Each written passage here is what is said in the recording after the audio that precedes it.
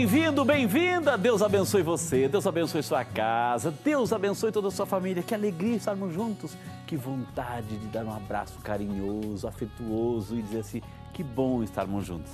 Seja bem-vindo. Desejo a você muita paz, muitas bênçãos, muita vida e muita saúde. E por falarmos em saúde, já está no ar o seu programa Vida e Saúde, o programa que já tem essa marca registrada aí no seu coraçãozinho.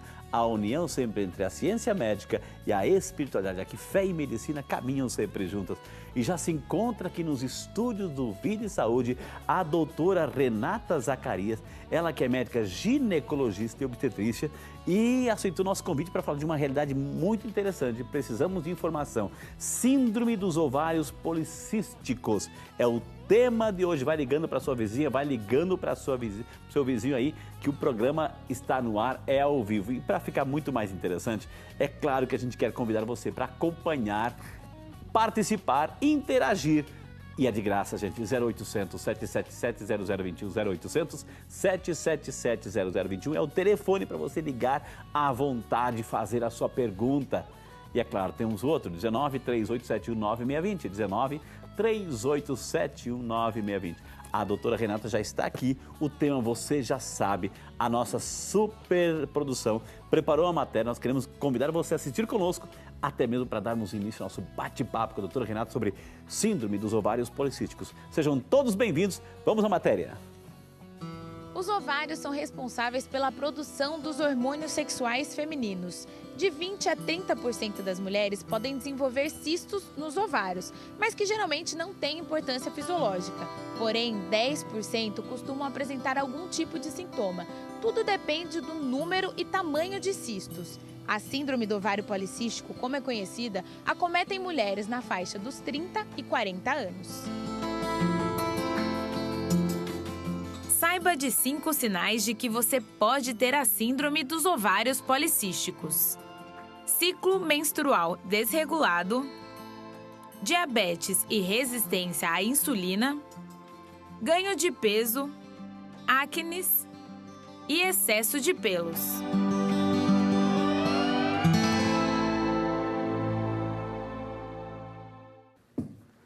Aí, portanto, já é essa primeira tela, a abertura do programa, mas é claro, a gente vai falar isso em detalhes aí. Vamos acolher com muito carinho, gente. Vale lembrar que tenho o que dizer.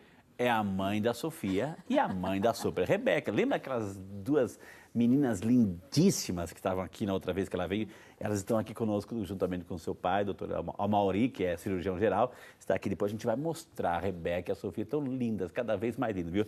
Doutora Renata, bem-vinda. Que honra recebê-la aqui nos estúdios Vida e Saúde, doutora. Né? Eu agradeço o convite, né? A oportunidade de estar aqui para poder colaborar um pouco. E a Sofia e a Rebeca tão lindas, viu? A Sofia e a Rebeca... Não vou falar, senão vou chorar de novo.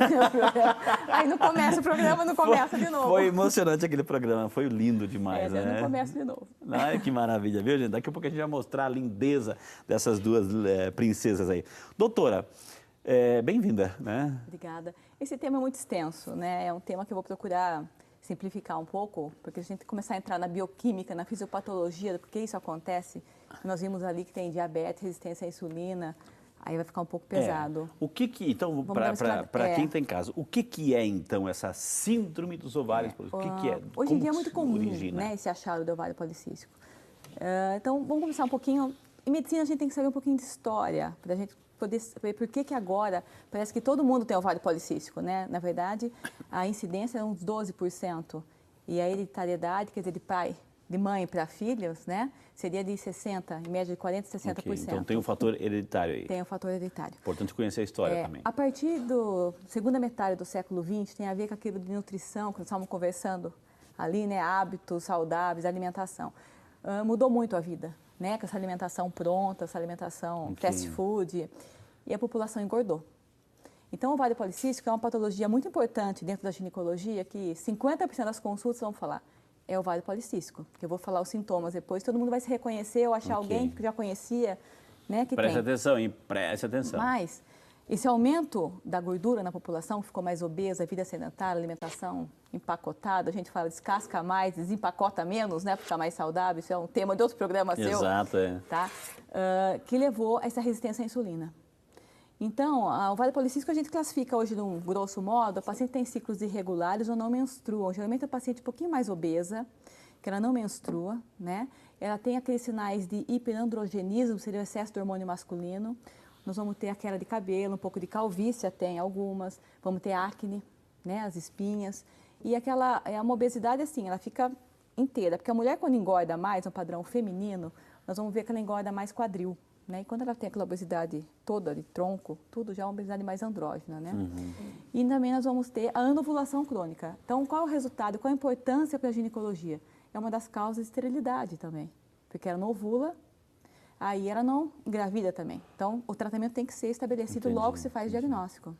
Agora, doutora Renata, o fato do surgimento, então a descoberta é recente, isso está se constatando muito mais? É uma doença já que já existe, que a incidência dela aumentou muito pela obesidade da população. Então a população ficou obesa, o aumento da gordura aumenta a resistência da insulina. O que seria isso?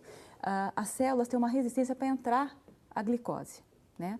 Então, a grosso modo, o pâncreas encara isso como está faltando a insulina, que é o hormônio que põe a glicose para dentro da célula. Ele aumenta a insulina, dá uma hiperinsulinemia. Mas a glicose não vai entrar porque está resistente. Então, é uma patologia que nós temos que tratar os hábitos da pessoa, tá? De alimentação, exercício físico e também a parte depois metabólica, que pode desenvolver uma diabetes, pode desenvolver uma esterilidade. Os fatores, por exemplo, se a senhora citou a questão, a sociedade mudou, ou seja, o conceito também da vida familiar, a mulher, ela, numa história anterior, ela ficava mais em casa, etc. Agora ela tem que ajudar na jornada de trabalho, 2, 3 jornadas. O fator emocional, o estresse, o corre-corre, também isso trouxe consequências, doutora? Com certeza, né? Esse fator todo aumenta muito a ansiedade, como um todo, né? E a ansiedade, uns não comem, mas a maioria comem demais. Né? Simplifica esse horário da alimentação, por exemplo, ele é feito hoje como? Com celular, né? Respondendo um recado, você não está vendo o que você está comendo. Então, isso aumenta essa chance de obesidade. E aí, todo mundo deve ter ouvido falar já que nós estamos falando da síndrome metabólica. Você já deve ter. Então, engloba tudo, é um pacote só, né? Então, na síndrome metabólica, nós vamos ter o paciente que é hipertenso, né? Ele fica diabético, tá? E tem o sobrepeso. E tem um risco cardiovascular maior. Então, esse paciente também entra no ovário policístico. Ela pode desenvolver uma síndrome metabólica. Por quê? Ela ficou obesa, né? Então, ela vai ter uma tendência à hipertensão, à diabetes, a ficar infértil pelo ovário. Então, assim, é uma cadeia que você não para mais. Uma doença moderna agora, né? Essa síndrome metabólica está na moda falar disso agora. A gente viu na primeira tela, não sei se tem como colocar de novo, só as características aí, a questão da obesidade, a questão do perda de pelo. Quando a paciente entra no consultório, depois de 20 anos, né, 22 anos, a gente já sabe o que ela entrou, eu já sei o que ela tem, né? Por causa que a verdade é pele oleosa, o cabelo mais oleoso, né? Ela vem acne e vem queixando que não consegue engravidar ou que não menstrua, né? A falta de menstruação. Então isso é uma coisa assim que é o dia a dia nosso do consultório. Essa tela aí está dizendo se excesso de insulina, resistência à insulina. Isso, aquilo que eu falei. É a história familiar. Então os fatores de risco, né? Então essa resistência da insulina, ela vem na hora que você, na verdade, não consegue entrar a glicose para dentro da célula. Aí é uma resistência à insulina. A obesidade leva a isso. Aí o pâncreas aumenta a insulina, o excesso de insulina. Tem um histórico familiar, tá? Agora, a partir, doutora, uma certa idade que começa a detectar? É a idade fértil, é a idade já... Em geral, é uma doença mais comum, né? Uma doença endócrina dentro da ginecologia na idade fértil. Nós achamos demais, mas é isso mesmo, é estresse, ansiedade, essa alimentação. Então, antigamente, você tinha muito pouco isso no consultório. Hoje em dia, se você pedir exame, a gente fala na incidência de 12%, sem ser o fator hereditário, mas eu acho que é uns 50% você acha já hoje em dia, por causa dessa mudança de hábito, né? Ou seja, aí tem o fator, né, a obesidade, a questão da diabetes, hipertensão, tudo isso é o pacote, é o kit. Você vê que se você pede a rédea, né, dessa alimentação, dessa vida, levar uma vida um pouco mais saudável, não sedentária, a consequência começa a vir, né? Diabetes, hipertensão, infertilidade e essa alteração dessa ovulação também pode levar a uma hiperplasia de endométrio, que é um risco de câncer de endométrio que a gente tem mais, né? Então, assim, é uma cascata. E você pode ter, nós temos vários tipos de medicações para agir na hipertensão, na diabetes, na síndrome metabólica, na resistência à insulina, mas se você não corrige lá atrás, né, não adianta. Agora, como é que... A gente tem um VT do diagnóstico? Tem, diretora? Tem, né? Vamos ver um VT do diagnóstico, depois a doutora Renata vai comentar, por favor. A síndrome do ovário policístico requer uma atenção extra para um correto diagnóstico. O diagnóstico do ovário policístico se resume em algumas coisas. A gente nunca pode pensar, por exemplo, só no exame de ultrassom. É um conjunto. A gente vê o quadro clínico da paciente, tudo que ela refere, em termos de menstruação, em termos de ganho de peso, em termos de pelo, se começou a aparecer acne. Aí você soma isso ao exame de laboratório. Aí você vai ver se ela está com hormônio masculino alto, porque é uma das características do ovário policístico, se ela tem tendência a colesterol alto, então se a glicemia dela ou se a insulina dela, normalmente a gente pede uma curva de insulina, está alterada, aí você pega isso e vai para o diagnóstico de imagem, que normalmente quem tem ovário policístico no ultrassom, os ovários são aumentados, a gente até brinca que os ovários são gordinhos, e na periferia de ovário a gente vê várias bolinhas, são vários cistinhos, uma média de 10. Né? Então, assim, você vê um cisto só, não é diagnóstico. Você vê 2 cistos só, não é diagnóstico. É um conjunto, ovário aumentado, o dobro ou o triplo do tamanho dele e cheio daqueles pequenos folículos, né? Segundo a ginecologista, os fatores que levam ao desenvolvimento da síndrome não são totalmente conhecidos, mas tudo indica que tem a origem genética.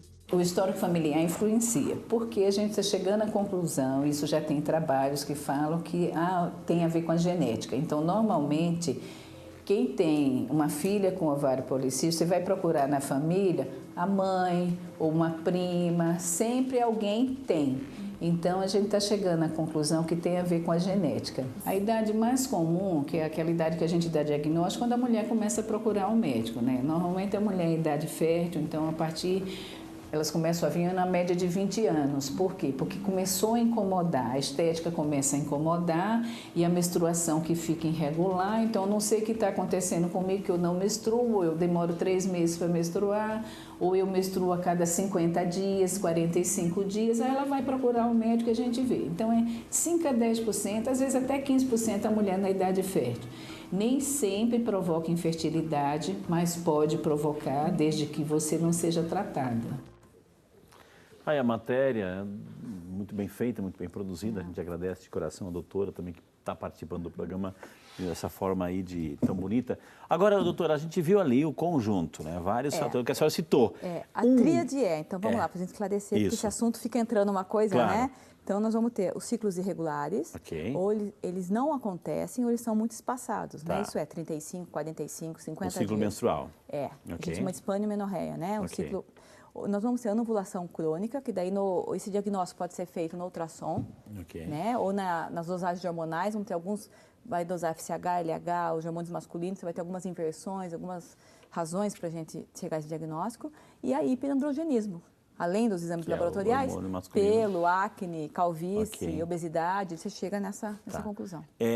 Então, para chegar à conclusão, tem que ser essa tríade. Não pode ser, a pessoa tem acne e está perdendo um pouco de cabelo. Só isso. Tem as meninas que começam, a gente chama de menarca, né? Acaba de menstruar e chega no consultório, você vai pedir ultrassom, quase 80% tem folículos retidos, que seria praticamente um sinônimo de ovário policístico, mas não é a síndrome, elas têm só o folículo. Tá? Então, não dá para você fechar e começar a tratar. Você vai ter que realmente, que nem ela falou, dar uma avaliação em tudo, né? Então, é uma síndrome. Um só não basta, tem que ser o conjunto da obra. Tem que apresentar mais que uma coisa. Ok. Agora, os cistos, doutora, eles ficam por lado de fora, lá dentro, não tem? Na textura do ovário, né, na periferia do ovário, ele que nem a gente chama de roda de carroça, fica assim, né? Porque fica o ovário e você vê várias bolinhas em volta. É uma coisa muito fácil de ver. Entendi. E são microcistos, né? São coisas pequenas, não é cisto, né? Agora, ele pode crescer? Isso é a pergunta. Ele pode crescer? Não, cresce o tamanho do ovário como um todo. Os cistos, não. São microcistos. Vai parte multiplicando os cistos. Isso, os folículos retidos ali. Entendi. Que não são ovulados, etc., que é a síndrome, eles vão ficando retidos, mas na periferia do ovário. Tá? Então, não vai ser um ovário que nem a gente está acostumado, confunde muito com... Eu tenho um cisto de ovário de 10 centímetros, nada a ver, isso nunca vai chegar. 1 centímetro não vai chegar. Entendi. O ovário, sim, aumenta um pouco de tamanho, pode ser 2, 3 vezes o tamanho normal.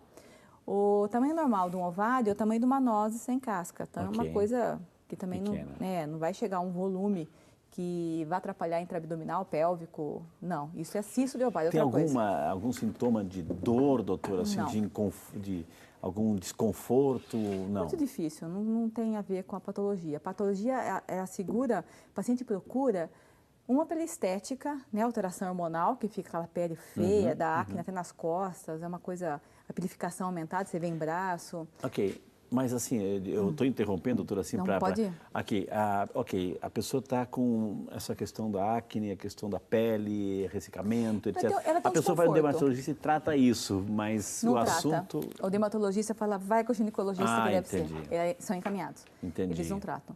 Principalmente agora, quando os tratamentos que faz é coadjuvante, né, 50% dos tratamentos usam anticoncepcional, né, para bloquear esse ovário, para tratar esse ovário. E hoje em dia, principalmente que Como forma de tratamento, porque ele está... para deixar esse ovário, para poder corrigir esse Ok, ovário entendi. e deixar ele em repouso. Mas hoje em dia, com a mídia toda falando de trombose anticoncepcional, então ninguém mais põe a mão. Ok. Ela pode pôr dermato com acne, ele pode até pedir um ultrassom transvaginal ou pélvico, né? Tá. Se o paciente...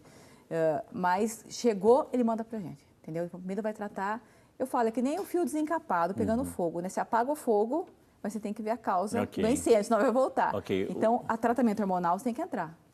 Aí a pro pessoa ovário. chega no seu consultório, o médico mandou lá, fez um clínico, passou e mandou um dermatologista, viu aqueles sintomas externos. Aham. Aí como é que começa o tratamento? Como é que a pessoa chega até a A primeira senhora? coisa que você vai discutir, você vai ver se nem sempre o paciente é obesa, né? Precisa saber isso, né? A maioria é 80%, mas nem sempre. Tem pacientes magros que têm essa Que síndrome. tem o ovário Primeiro você vai policístico. fechar o diagnóstico se ela tem a acne, pilificação, calvície, né? Como são os ciclos. E aí nós vamos iniciar, geralmente vai usar anticoncepcional, melhorar hábito de vida, tá? E exercício físico, vai ter que ser uma mudança na rotina, nos hábitos dela, mais a medicação. Ok. Aí tem algumas medicações, se você fez o diagnóstico de resistência à insulina, de uma hiperinsulinemia, muitas vezes você vai entrar com alguns remédios para diabetes junto. Entendi. Que a metformina é um desses. Ok. Na pilificação em excesso, a gente entra com o diurético, que numa certa dosagem ele tem uma ação periférica, que ele diminui essa pilificação, né, que é a espirulactona. Aí nós vamos ter um arsenal terapêutico coadjuvante, depende dos sintomas que ela apresenta. E aí os cistos, os microcistos, Os microcistos, que eles vão desaparecendo Vão naturalmente, sendo desaparecendo. absorvidos, como é que é? Eles são absorvidos e desaparecem do ovário, né? O ovário, nos próximos exames, precisa de um tratamento longo. Não é coisa de 3 meses. Nesse tratamento longo, Ah. a pessoa ela não engravida, doutor, como é que é? Geralmente ela não engravida, que o tratamento, como eu falei, a base dele é o anticoncepcional, vai usar, né? É só esse o tratamento? É Não, a base? O básico é isso, depois corrigir. Se ela tem resistência à insulina com as medicações, ok. se ela tem a purificação com outra medicação. Então, Entendi. assim, sempre você vai partir do anticoncepcional e mais alguma coisa associado. Se ela não quer engravidar. Agora, se ela está na idade que ela quer engravidar e veio, aí nós temos algumas medicações para tratar esse ovário e para induzir a ovulação, que é coisa que ela não Entendi. consegue naturalmente. Tá? Então, o divisor é quer engravidar ou não quer engravidar. Entendi. Não quer. Geralmente é anticoncepcional e algumas medicações coadjuvantes para tratar o que a síndrome mais predomina nela e mais incomoda. E se ela quer engravidar, vamos induzir a ovulação. Ok, Tá. olha que interessante, gente. A gente está falando sobre, ela está citando, são técnicas, são formas, são medicamentos, enfim, para tratar a doença que está lá tem que ser instalada, tratada, né? Tem que né? A gente tratar. não pode deixar, porque a base dela hoje, tem vários trabalhos mostrando que ela está ligada à resistência à insulina. A resistência à insulina vai levar a uma diabetes tipo 2. Entendi. Pode levar a síndrome metabólica, que daí vai levar a hipertensão, risco cardiovascular. Então, hoje não é simplesmente, eu vou tratar meu ovário. Não. É uma causa mais geral. Entendi, Né? A gente está entendi. englobando mais a saúde mesmo da pessoa. E a gente quer mostrar tudo isso, por isso que existe vídeo de saúde. Então, vamos chamar o nosso primeiro intervalo. Na sequência, eu vou perguntar à doutora Renata, assim, algumas telas, ela vai dizer se é mitos ou é verdade. Tudo isso e muito mais com a sua participação no próximo bloco. A gente volta já.